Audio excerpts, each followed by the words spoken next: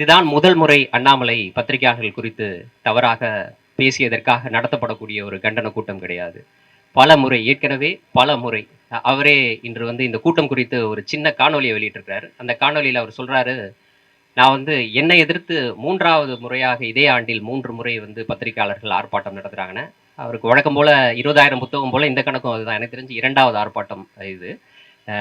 இதற்கு முன்னர் இதே போன்று பத்திரிகையாளர்களை இழிவாக பேசியதற்காக சென்னை பத்திரிகையாளர் மன்றத்தினுடைய வாயிலில் நடைபெற்ற ஆர்ப்பாட்டம்.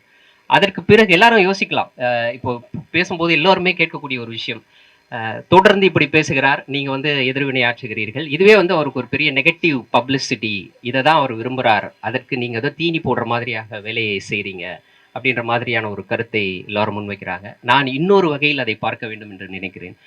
இப்படி இவ்வளவு கேவலமாக ஒரு நபர், அதுவும் ஒரு அரசியல் கட்சியினுடைய மாநில தலைவராக இருந்து கொண்டு இவ்வளவு கேவலமாக பத்திரிகையாளர்களை பார்த்து அவர் பேசுவார், வாய் கூசுவதற்கு அவர் கடைசியாக அவர் பயன்படுத்திய அந்த வார்த்தை அப்படின்றது சொல்லுவதற்கே வாய் கூசக்கூடிய ஒரு விஷயம். ஒரு சாதாரண ஒரு நபரை, ஏதும் அறியாத ஒரு நபரை கூட கூப்பிட்டு ஒரு மேடையில் நிற்க வச்சு அவர்கிட்ட ஒரு மைக்கை நீட்டினா தன்னால ஒரு கான்சியஸ்னஸ் வந்துடும். அதாவது நாம் இன்னைக்கு பேச போறது பல்லாயிரம் பேர் பார்க்க போகிறார்கள், அப்போ நான் கேர்ஃபுல்லா பேசணும், நான் வழக்கமாக வீட்டில் பேசுகிற விஷயம் வேற, நான் இன்னைக்கு இந்த இடத்துல இன்னும் பேசுகிற விஷயம் வேற அப்படின்ற ஒரு புரிதலோடு அவர்கள் பேசுவார்கள்.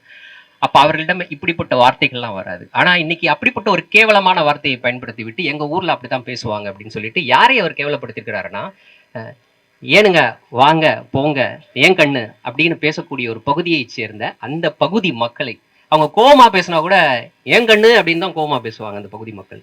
அந்த பகுதி மக்களை அவர் கேவலப்படுத்திருக்கிறார் அப்படின்னு தான் நம்ம சொல்லணும். பிறந்து வளர்ந்தது சென்னை, சென்னையினுடைய வட்டார வழக்கு இருக்கு, எல்லாருக்கும் தெரியும். அவர் சொன்ன அதே வார்த்தையை சென்னையில் இருக்கக்கூடியவர்கள், சாதாரணமாக நான் இப்போ வட சென்னை தான் நான் பிறந்து வளர்ந்தது, வட சென்னையில் சென்னையில் எல்லா பகுதியிலையும் அந்த வட்டார வழக்கு பேசப்படும். நான் போகும்போது சாதாரணமாக கேட்கக்கூடிய வார்த்தைகள்லாம் இருக்கு. என்னுடைய ஊர் என்னுடைய வட்டார வழக்கு அப்படின்னு நான் பேசலாமா? இதற்கு முன்னர் யாரும் இப்படி பேசியது இல்லையா? அவர்களுக்கு எதிராக நீங்கள் எதுவுமே செய்யலையே அப்படின்ட்டு. இது கட்டமைக்கப்பட்ட ஒரு பொய்.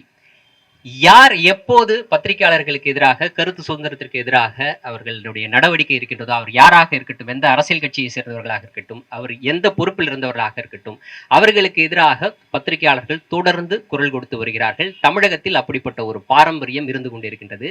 இந்த பாரம்பரியத்தை, இந்த வரலாற்றை புரியாதவர்கள் தான் வேண்டுமென்றே இப்படிப்பட்ட ஒரு கட்டமைப்பை, அதாவது அந்த கட்சியை சேர்ந்தவங்க அப்படி பேசினாங்களே, நீங்க ஏன் அவங்களுக்கு எதிராக குரல் கொடுக்கல, எங்களுக்கு எதிராக நீங்க குரல் கொடுப்பது ஒரு திட்டமிட்ட ஒரு அரசியல் நாடகம் அப்படின்ட்டு. ஆனா அவர்களுக்கு நன்றாக தெரியும், ஒவ்வொரு முறையும் யார் இப்படிப்பட்ட விஷயத்தில் ஈடுபட்டாலும் அவர்களுக்கு எதிராக தமிழ்நாட்டை சேர்ந்த பத்திரிகையாளர்கள் எதிர்வினை ஆற்றி இருக்கிறார்கள்.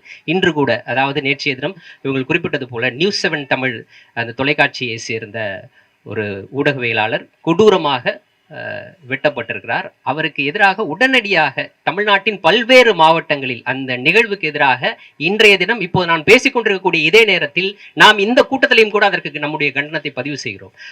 நாம் பேசிக்கொண்டிருக்கக்கூடிய இதே நேரத்தில் எல்லா மாவட்டங்களிலும் ஆர்ப்பாட்டம் நடக்குது. என்ன கோரிக்கையை முன் வச்சு? தமிழ்நாடு அரசு, அதனுடைய காவல்துறை இவ்வளவு மெத்தனமாக நடந்து கொண்டதா? அவர் புகார் கொடுத்திருக்கிறார், புகாரின் மேல நடவடிக்கையை ஏன் எடுக்கல? அவங்க அந்த காவல்துறையின் மீது நடவடிக்கை எடுக்க வேண்டும் என்ற கோரிக்கையை வைத்து தமிழ்நாடு முழுவதும் பத்திரிகையாளர்கள் போராட்டம் நடத்தி கொண்டிருக்கிறார்கள். இதெல்லாம் இவங்க கண்ணுக்கு தெரியவே தெரியாது. இதெல்லாம் தெரிந்தும் தெரியாமல் பேசுவார்கள். அதுதான், அதை நான் இங்க பதிவு செய்ய விரும்புறேன். இன்னும் எல்லாருக்கும் ஒரு கேள்வி இருக்கும், இன்னைக்கு கார்த்திகை செல்வன் அவர்கள் ஏன் அழைக்கப்படவில்லை, அவர் ஏன் வரவில்லை அப்படின்ற ஒரு கேள்வி இருக்கு. கார்த்திகை செல்வன் இந்த கூட்டத்தில் கலந்து கொள்வதாக இருந்தது, தன்னுடைய கண்டன உரையை பதிவு செய்வதாக இருந்தது. அவர் ஏற்கனவே ஒப்புக்கொண்ட ஒரு நிகழ்விற்காக அமெரிக்கா செல்ல வேண்டியது இருந்தது. நேற்று அவர் புறப்பட்டு சென்றிருக்கிறாரு. அந்த நிகழ்வு முடித்து ஒரு 4-5 நாட்கள் கழித்து வரதா இருந்தது. அதற்கு முன்னர், அவர் அமெரிக்கா புறப்படுவதற்கு முன்னர் இந்த நிகழ்ச்சியை நடத்தலாம் அப்படின்னு திட்டமிட்ட போது இங்கு அமர்ந்திருக்கக்கூடிய மூத்த பத்திரிகையாளர்கள் சிலர் ஊரில் இல்லை. ஆகவே இவர்கள் எல்லோரும் வரணும் அப்படின்ற அடிப்படையில் தான் இந்த தேதி திட்டமிடப்பட்டது. கார்த்திகை செல்வன் சார்பாக அவர் தன்னுடைய கண்டனத்தை இந்த கூட்டத்தில் பதிவு செய்ய சொன்னார். அதன் அடிப்படையில் கார்த்திகை செல்வனுடைய கண்டனத்தை இந்த கூட்டத்தில் நான் பதிவு செய்கிறேன். மோடி தூக்கி கொடுத்தா அந்த கோயிலுக்கு நான் ஏன் வரணும்னு கேட்கிறாரு. அது பின்னாடி அரசியல் இதான். நீ சூத்திர பையன் உள்ள வராதே, நான் பார்ப்பேன், நான் தான் சாமியை தொட முடியும் தான்.